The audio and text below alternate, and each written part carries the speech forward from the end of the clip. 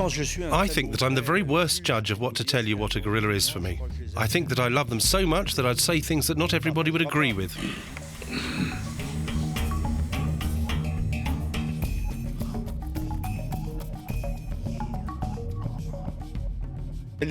Gorillas are animals that are so decent, I wouldn't be able to say they're all that close to us because we can be so much worse than them.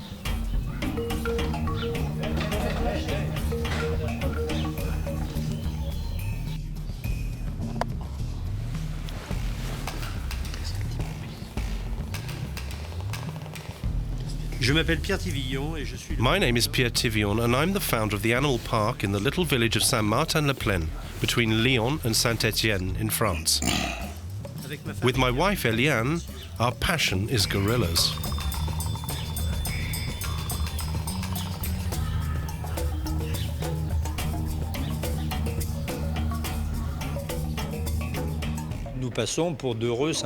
We're two happy crazies all the same.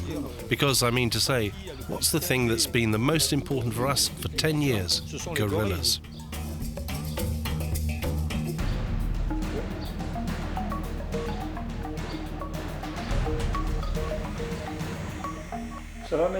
How are you, Digit? Did you sleep well, sweetie? We're going outside now.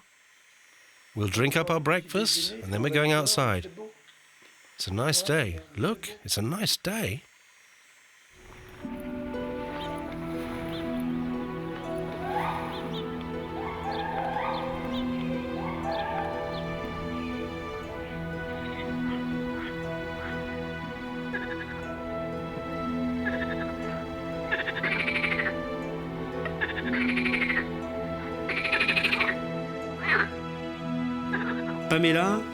Pamela, she was the grit in the machine. She brought two little gorillas into the world. A girl we called Digit, and then a little boy, Gincko. Sadly, when the little gorillas were born, she didn't know how to feed them. And faced with the risk of seeing them die, we had to take them away from her after 2.5 days and raise them ourselves by bottle feeding. If we didn't bottle feed, the baby would die after 3 days.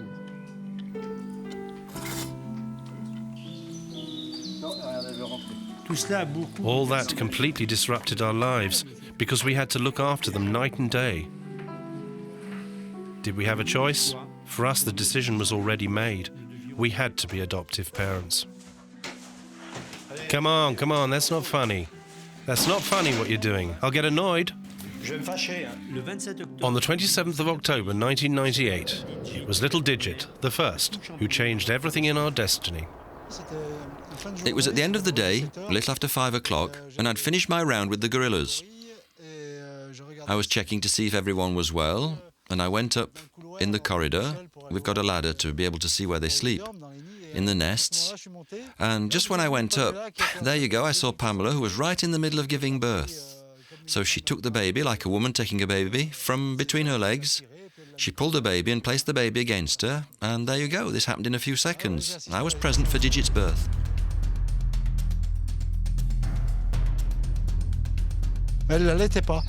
She wouldn't feed him. She absolutely didn't want to put him there, put him on her breast. It was a tanga who had caught her, Digit, like that. He treated her like a toy. So he's the half-brother of Digit, and he wanted to play with her as if she was a rag doll. So he'd turn her around, and it's true that we were very, very worried when we saw that.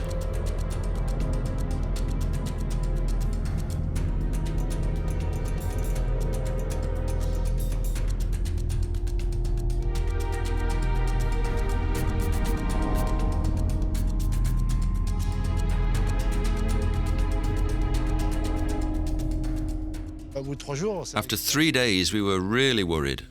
We could see this baby who was getting weaker. So we took her away, and, well then, sadly, we had to hand-raise her.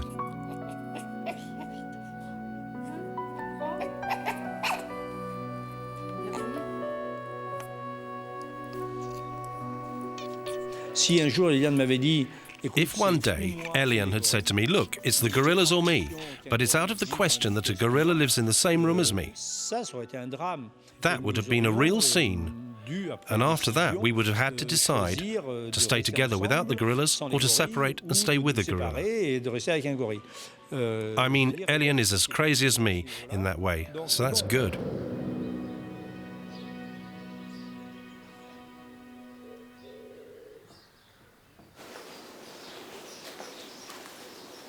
Gincko.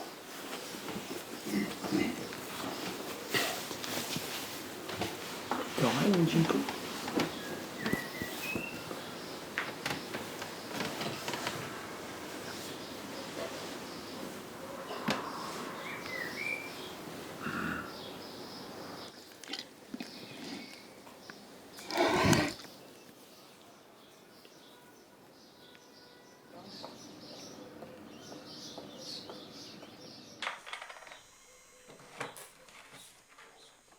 Nous élevons des gorilles ici depuis 75. We've been raising gorillas here since 75, so it's been 35 years that we've been raising gorillas.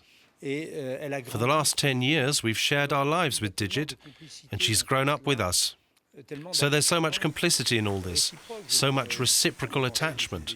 I mean, you might think we were total idiots obsessed with gorillas, but when we see the way that Digit seeks out Eliane to be able to share a part of our life, well, I think we found happiness here, both hers and ours. Et elle et nous.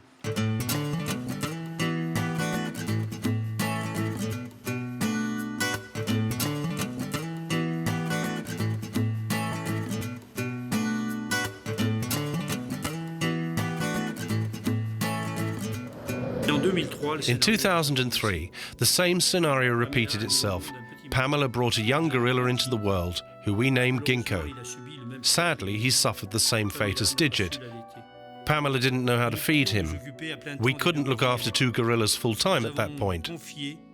So we sent Gincko to the gorilla nursery at Stuttgart in Germany. This morning, they've woken up a little earlier than usual. Why, I don't know. Did they feel that Eliane was a bit anxious? Often we cover them up and they go to sleep. But here they didn't want to go off to sleep. So Eliane went off to get their breakfast ready. And then they ate breakfast calmly. There are some mornings that you get the impression they want to enjoy the sun, which has just come up.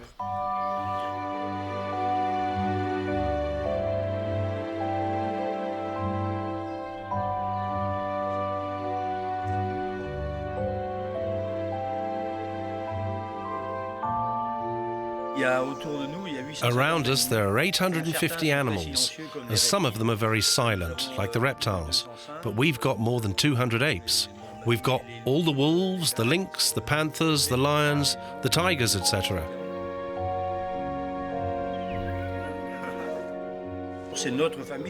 This is our family. We're here at the heart of this organization, and we're lucky enough to live on site round the clock. And so we can see everything that happens here.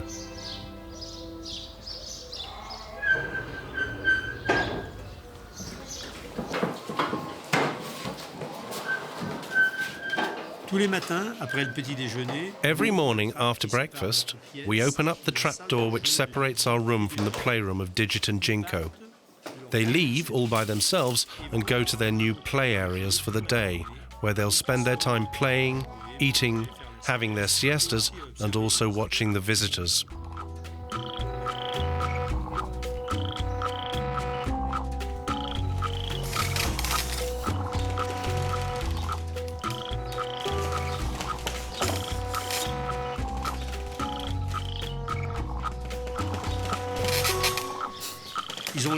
They seem to like that. They're used to that, and we're there around them to keep them company. That's right, my baby. Come on, we're going to stroke this little lamb. Look, she's been a very nice little lamb then. Yes. She's called Noel, this little lamb, because this little lamb is just 6 months old, and she's not going to end up as a roast.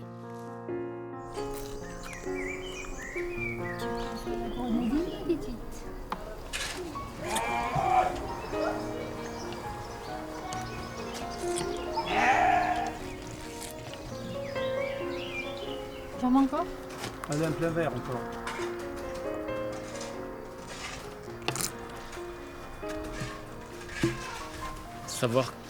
Knowing that two people are living like that every day with a female gorilla, and now there are two of them, it's certain that somewhere we're taken aback. We ask ourselves how this could be.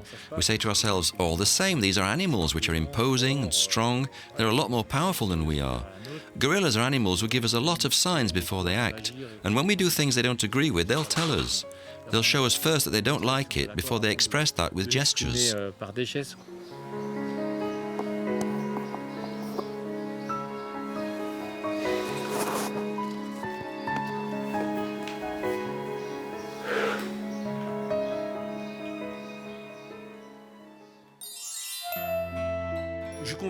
I can understand that one might ask oneself how all this came to happen.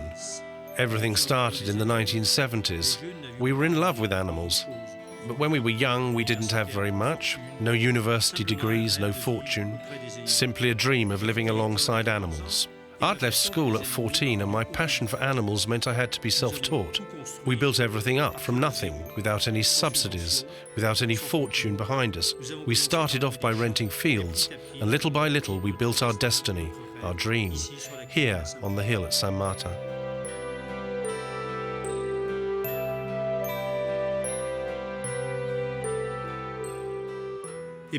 And no way in the world in '72, when the zoo opened, I would have imagined for 1 second that I'd have a gorilla.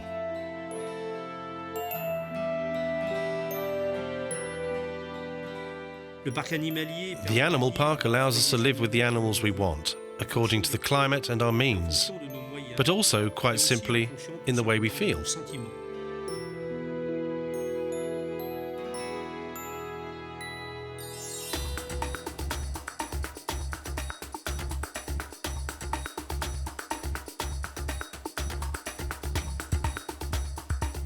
Today, the animal park spreads over 13 hectares and welcomes every year almost 160,000 visitors. We're particularly proud to have managed to build one of the largest greenhouses for gorillas in the world, 2,000 square meters, with 2 big outside parks, all that for the well-being of these gorillas.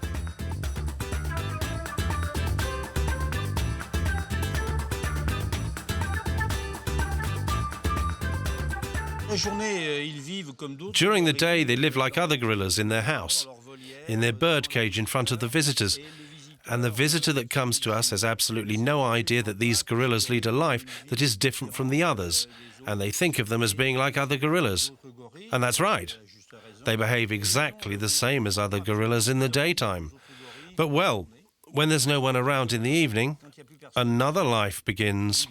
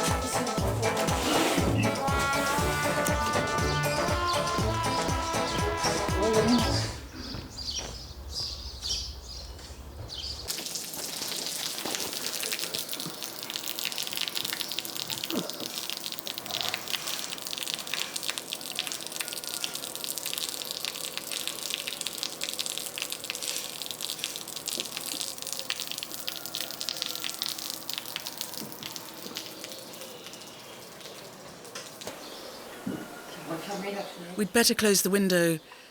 It's not warm. Look, he's shivering.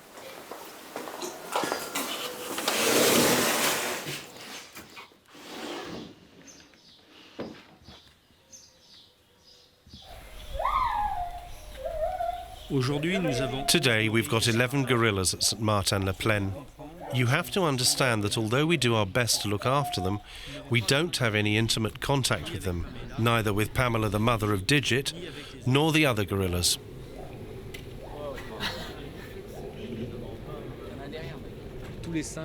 All apes are social animals who need a balanced life in a group.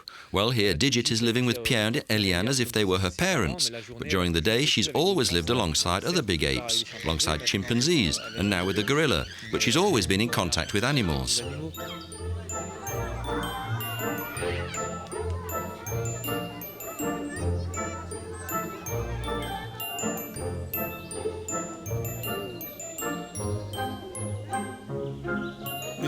We've really enjoyed walking at night with Digit.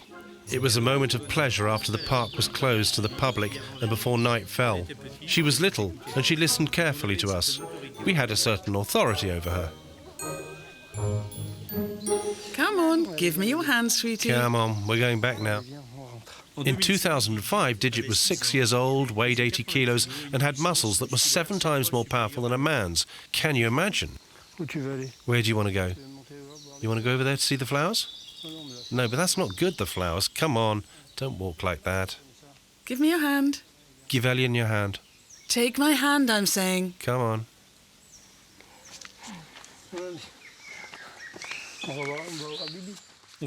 We really wanted to be able to carry on with these moments of liberty and intimacy with Digit. We made a leash, which we put on her wrist to be able to carry on walking in the park while at the same time being in control of the situation. Hey there, we're going up to see the wolves. Come on, we'll give them a scare. Come on, my lovely. Come on. Oh, there are the wolves. Come and show them how you're not scared of them. Come on. So, you kids, you got a pretty friend here. You're not scared of these dogs, are you? Come on, bye, wolves, we're off. You're walking too fast, my lovely. This isn't walking, it's a real race, this.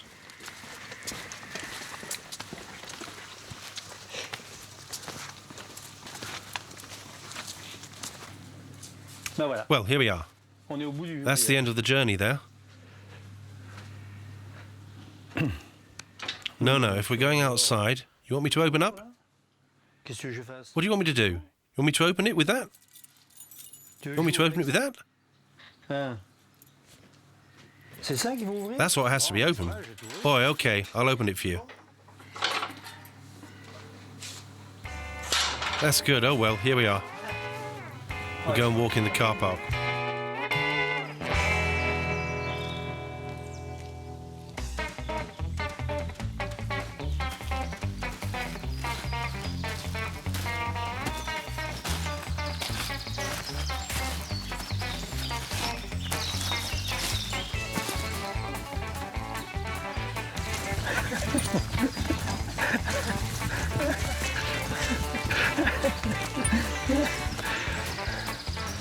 Oh, ma fripouille. Oh, my little monkey, go on. Oh, ma fripouille. Oh, my little monkey. Oh, you crook.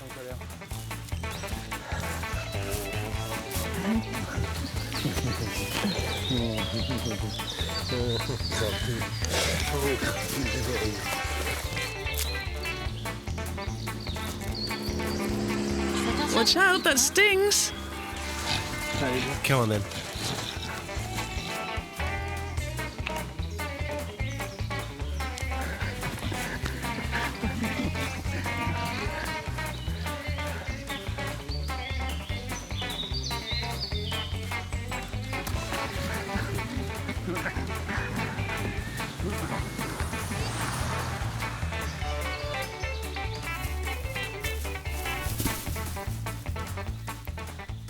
That's how we went walking with Digit, without anyone else knowing. In our intimacy, we knitted a unique and reciprocal relationship.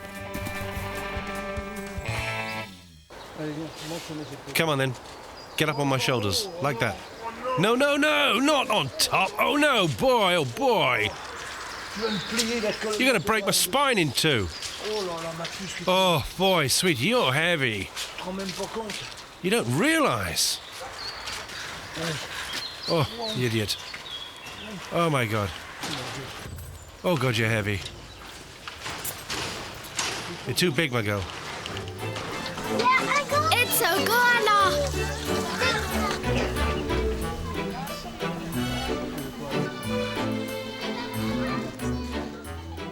At the time, we were a bit worried to see Digit living in an enclosure meant for young primates. Calm down, calm down. With chimpanzees of 10 years old who have become adolescents, a bit wild.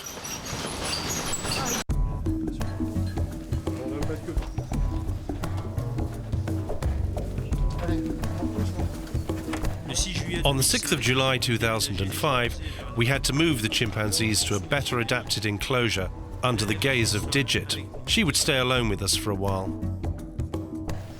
I'll get told off if I pick the flowers. Am I going to get told off?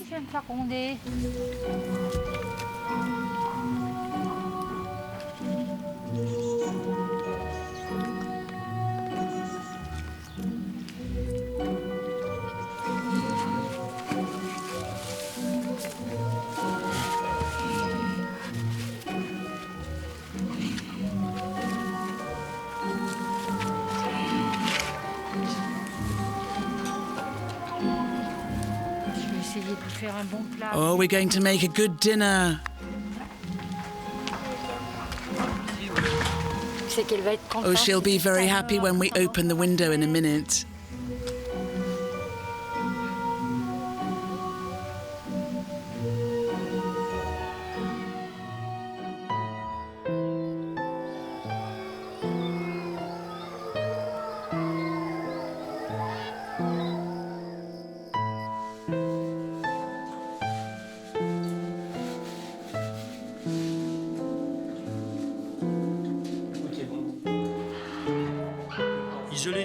Isolating Digit from the chimpanzees was a difficult thing to go through, a necessary evil.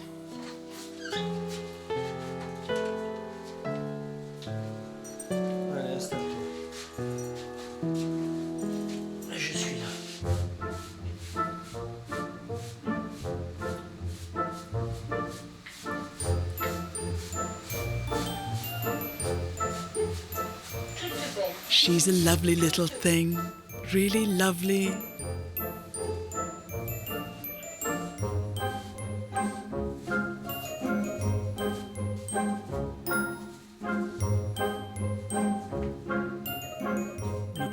Our greatest wish was that she could integrate with a new group of gorillas with a male who could make her a mother.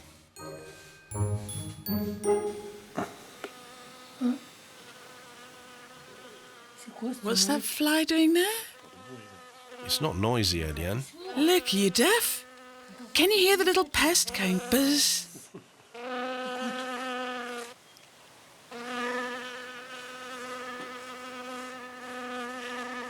Listen, can you hear it, Digi? Of course you can hear. I've even heard her having a mad little laugh in the night, so I believe she must dream, because when you laugh like that, something has happened. So you could say that gorillas, just like us, have dreams. It seems so unreal.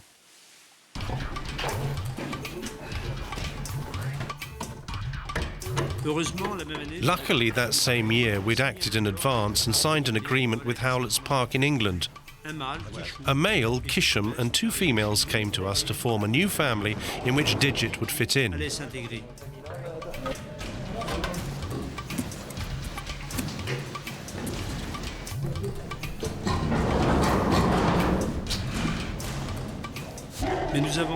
But we were faced with terribly sensitive beings, and things didn't go as simply as all that.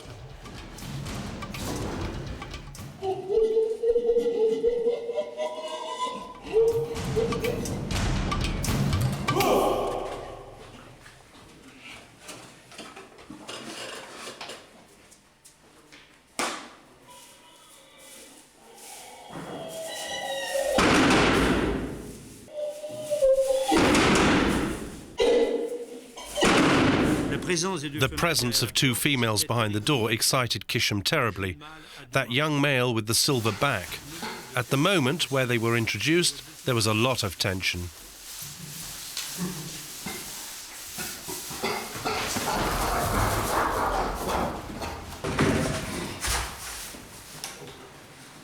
The hierarchy had to be established. The two females were very supportive of each other and stood up to the male, who had been living alone for a long time. He still had a lot to learn about how to have a relationship with females.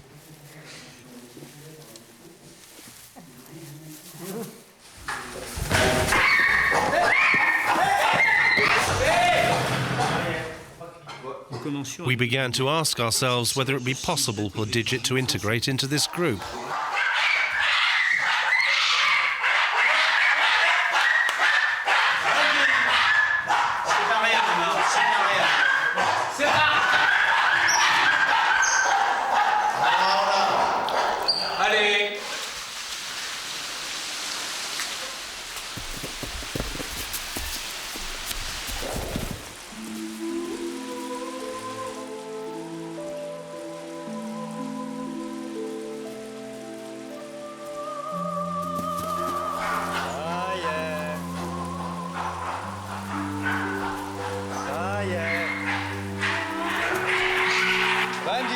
Separate now, separate, come on.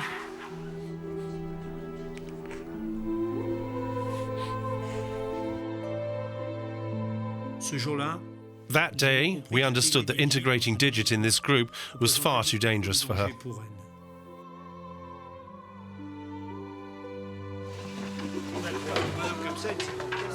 At the same time, Gincko, the little brother of Digit, had just joined another group, and the dominant male had seriously attacked him. He was only 3.5 and had nearly been killed. He had to come back to the park. Look at this little guy.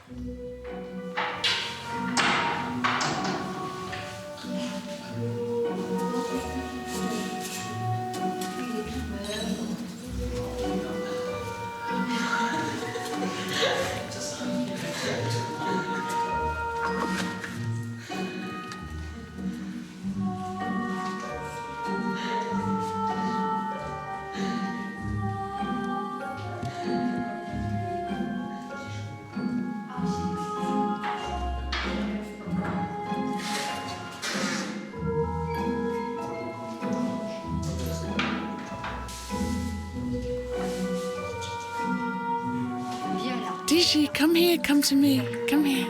Look at your little brother, Digi.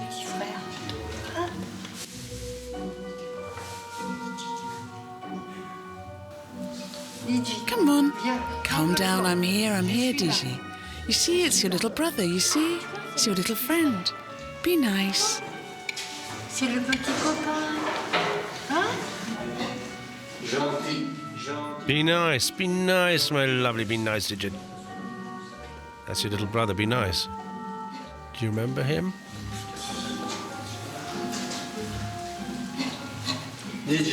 Be nice, Digit, be nice. Be nice, come on. Nice, Digi. Ah, you remember him?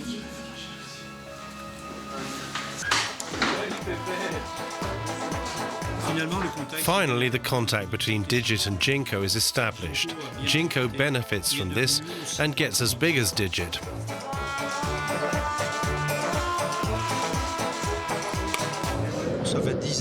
It's been 10 years now that we've been with them.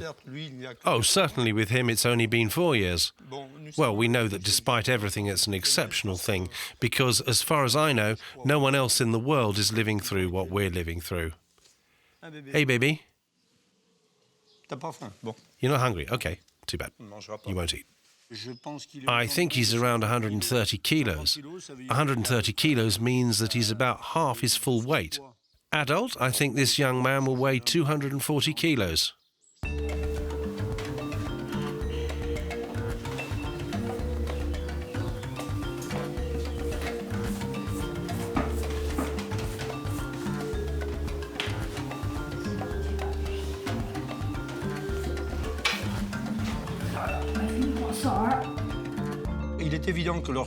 It's obvious that when you live with an animal like him, well, you have to have unlimited trust. Just a quarter of an hour ago, he was lying next to me.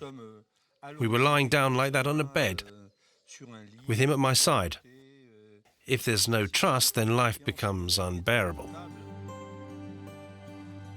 In the group of English gorillas, serenity has also found its place, and their daily life has calmed.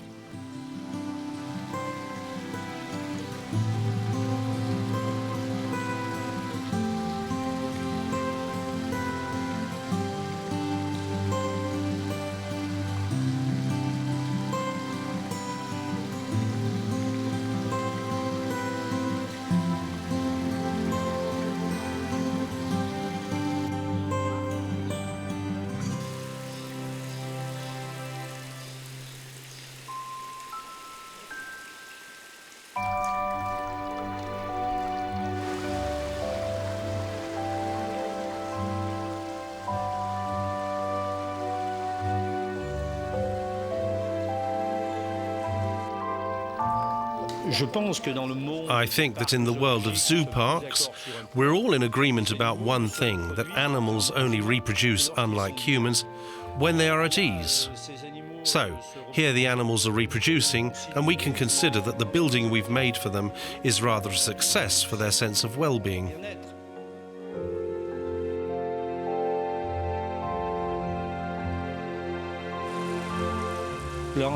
There we have a very nice little family. Look at how the father's looking after the baby now. It's really very cute, and well, everything's going well at the moment in the little family.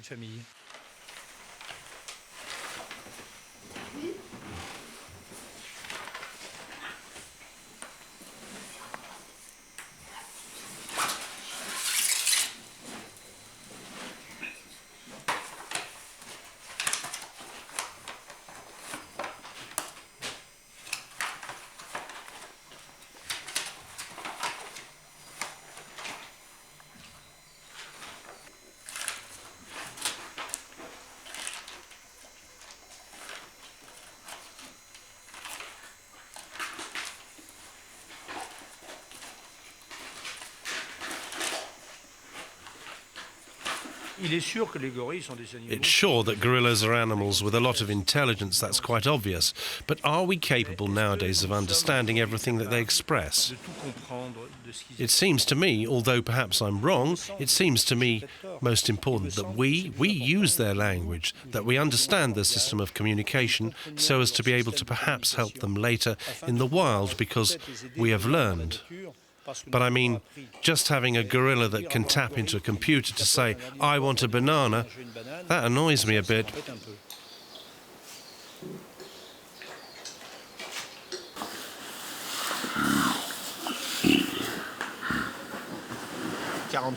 "40 times a night or day, I go g-g-g-g-g.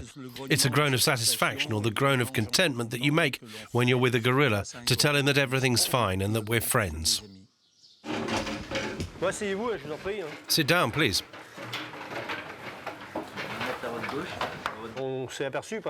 We've noticed, for example, that with professional firemen, that some of them are completely panic-struck at the sight of a reptile and the moment of touching a reptile. And that same person, half an hour later, was completely at ease in an enclosure with the apes. Therefore, each one of us has their particular sensibilities, the things which scare them. And I think that once we've learned to recognise these a little, well, it's a lot less frightening. So, I'm not going to make you stroke gorillas, don't worry. But I'm going to try to talk to you a little about animals and the general attitudes to take. You know, macaques, or apes, which come from North Africa, and that sadly are too frequently found in France. The problem is that all these apes, as they grow, wish to become dominants. I've been raising primates for 33 years. I don't know of any primate which will accept a human presence as they get bigger without conflict, because each ape that gets bigger is going to become dominant. Our vertical position in face of an animal like that, and the fact that we're taller than them, means we're going to dominate the animal, and so it becomes aggressive.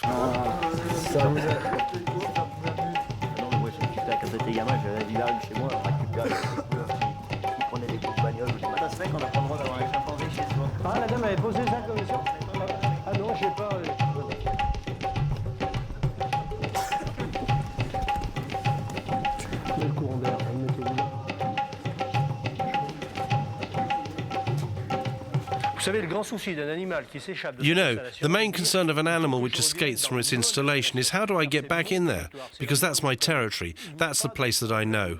There's no special problem with these animals here because they're at home in their own place. Hello. Is Pamela being clever? Michael, you wouldn't have tried to seduce this girl here. It seems to me she's got her eye on you.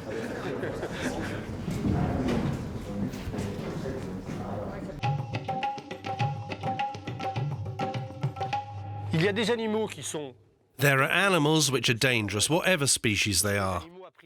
These are tamed animals, because a tamed animal, it knows that we are vulnerable. We can say that the majority of the animals that we have here don't know that we don't bite, that we don't claw, that we aren't capable of that. So tamed animals are dangerous. It's better to have a so-called wild animal who will try and flee from us that doesn't know our weaknesses and won't seek out contact with us, because if it is trying to make contact, there's every chance in the world that they'll make you into dinner.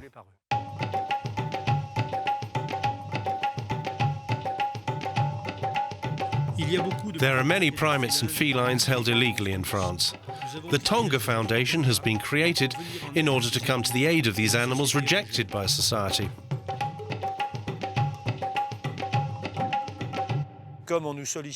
Since I get asked all the time to look after animals, and since we know that some of them will probably be put down if we don't take them, so we've built at our own expense, using our own money. We've built these 9 boxes where we've got a number of apes that have been picked up from all over France.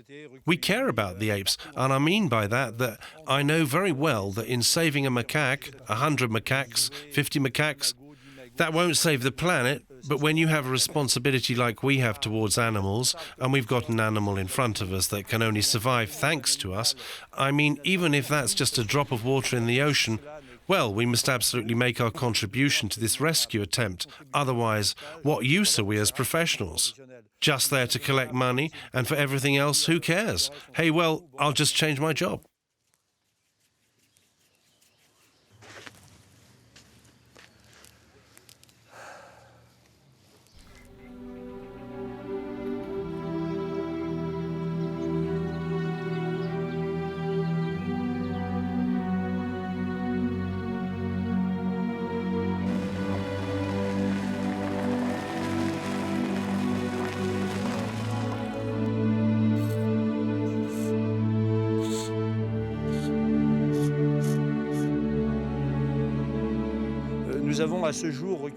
Up till now, we've collected here 9 lions, 2 tigers, and 68 apes. A lot of them would have died if we hadn't been here to save them from their situation.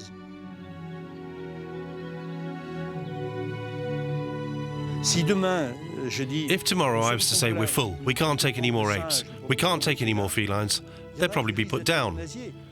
We need the funding. A building like that one with outside enclosures would cost 250,000 euros. You a little monkey? But let's be humble. It's not us that's going to save the planet.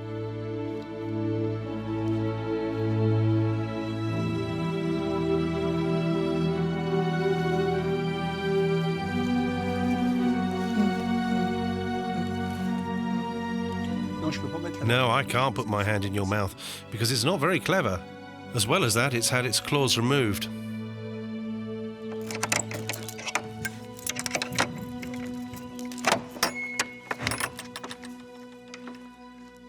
Hi there, kids. Why don't you go outside? Hello? How's the tribe?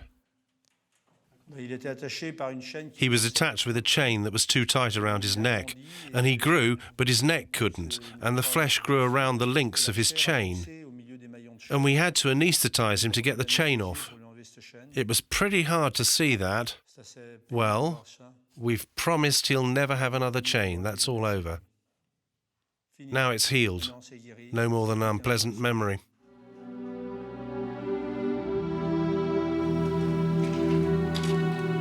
You even want to bite me? I understand. Men are bad, you know.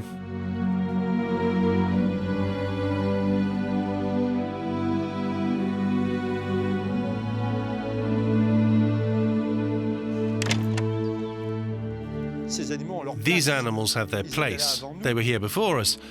They need at least a minimum of respect so we can preserve them. If we don't, what good are we? Here to ruin everything.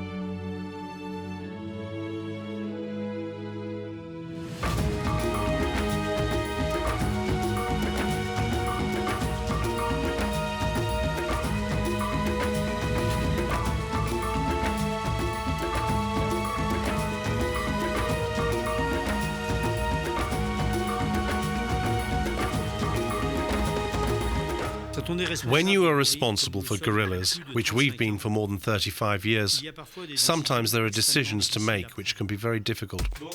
Okay, you're anaesthetizing. Yes. Okay, here we go.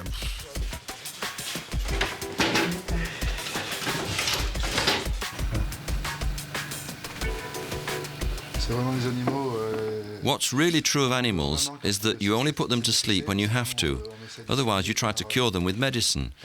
But here we've got to operate, and the only answer is to knock her out.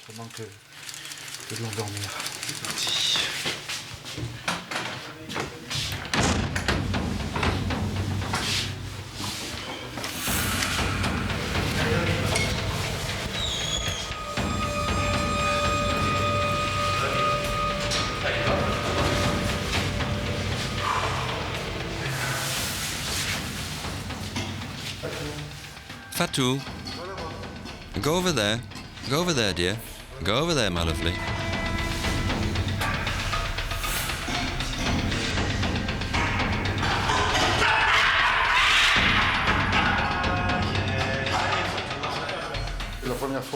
The first time we got her quite easily, but now she's understood our method. She knows that this thing is used to shoot with.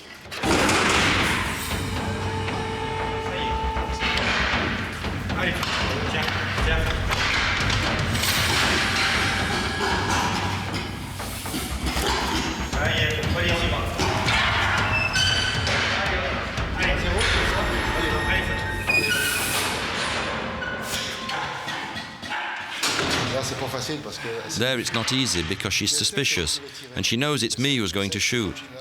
She knows that Stéphane isn't going to shoot her, so there she's understood that I'm the bad guy again today.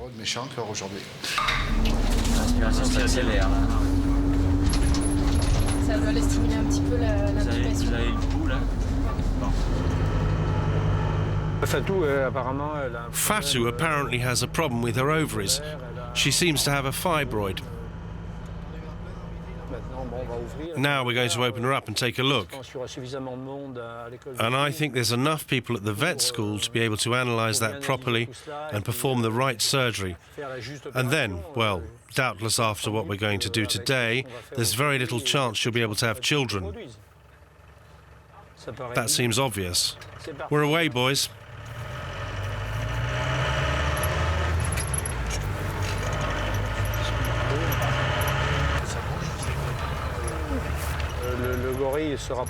A gorilla is closer to a human being than any other wild or domesticated animal that veterinarians are used to treating. For a veterinarian, operating on a gorilla is a bit different from operating on an ordinary animal. And it's true that a surgeon for human beings would find a lot more familiar things than a veterinarian would. But for both, it's really a new experience and not without risks.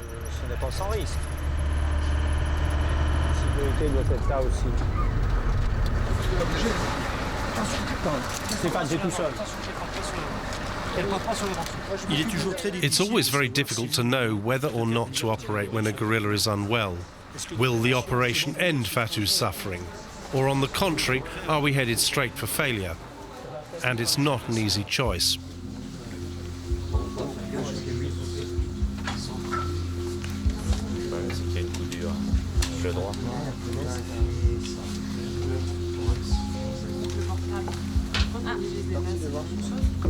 Ouais, normalement tu rajoutes du galet. C'est quoi les bips? What's the beep?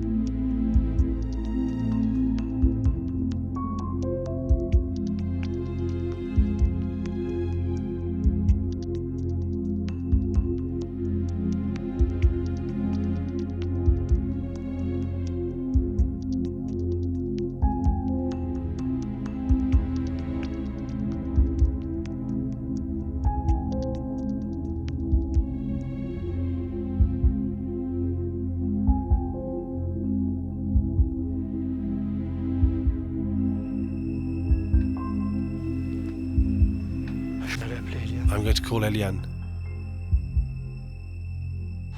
Eliane? It's me. Yes, how are you? Everything calm there? Yeah? Good, listen, we're still at the vet school.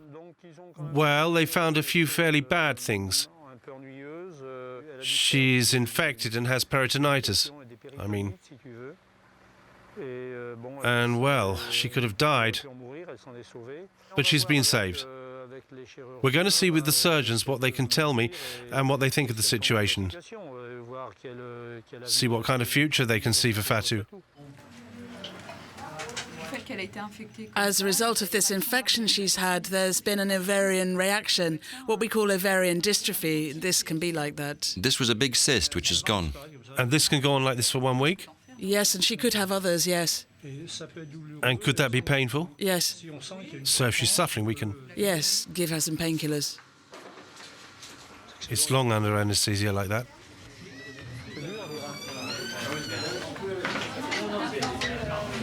A male gorilla weighing 200 kilos. In erection, he has a penis like that. The female with gestation time and breastfeeding, well, you get males that mate only once every 3 years. But isn't he polygamous? Yes, but in our case, there are 3 females and that's all.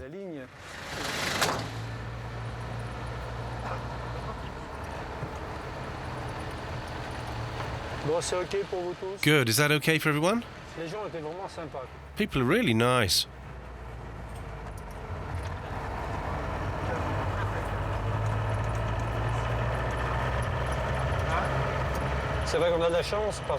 It's true that we've been lucky, because these are exceptional animals that people are capable of reacting to. Here we go. 1, 2, 3. Watch out for that hole.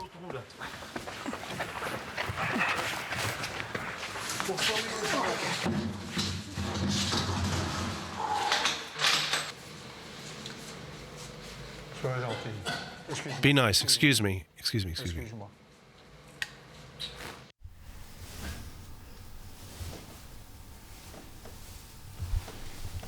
Fatou, come here. Fatou had a generalized cancer which started in the ovaries and then spread. Things aren't all rosy because what she had was very serious. Are you thirsty? That's good, Fatou. A little bit more?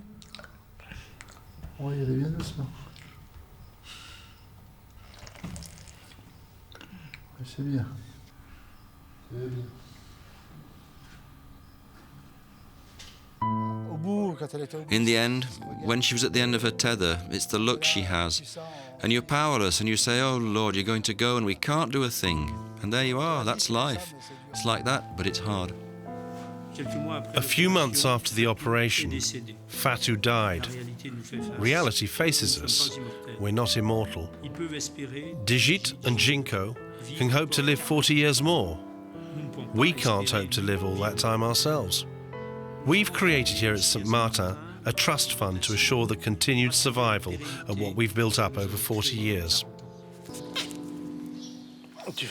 Oh, you're making kisses, eh?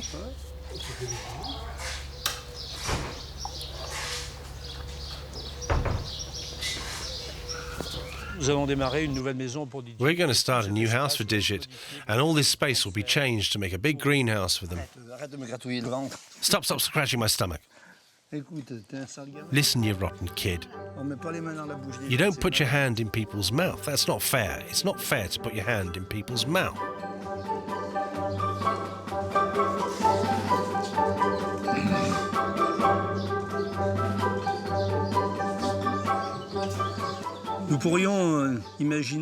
We might imagine that this life would last a long time, but sadly, since they're brother and sister, we're going to have to separate them. And it's true that in the future, well, doubtless, Digit will continue to come around us. But it's certain that when she's with a new male and her half-sisters, well, we'll no longer have this little person around us, and well, there you are, it'll be hard.